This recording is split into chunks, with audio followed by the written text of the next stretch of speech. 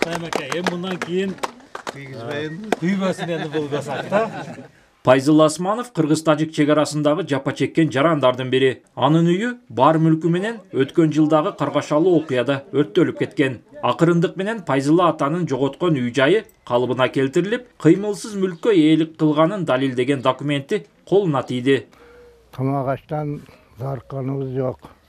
Эл берип турду. Кыргыз элиге шүкүр, мындай мээримдүү халк экенбиз. Endi prezidentimiz başbalı özü mendip üylerde salıp yaxşı kılıp koydu. Rahmat, minnet teşekkür prezidentimizge. Oldu endi bizde kelip alıp yaşayıveremiz da Xudo kalasa.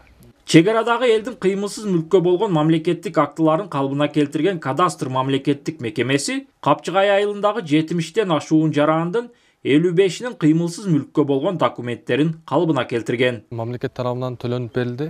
Акысыз документ жасалды. Бардык ошо чегарага, Тажик чегарасына жакын айылдарды өкмөт тарабынан бекер жасагыла деп буйрук келген. Ошонун негизинде бекер жасап бердик бардык кызыл китептерди.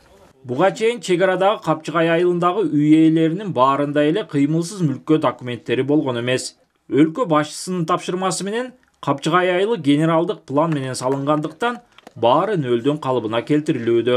Жалпы район боюнча 35 турак жай калды. Башкача айтканда бунун мындай көйгөйлүү моменттери, шарттары бар. Ошон үчүн азыркы учурда берилбей калды. Бирок муну дагы биз жакын күндөрү чечип бардыгыны 100%га документтештирип бүтүрүп беребиз.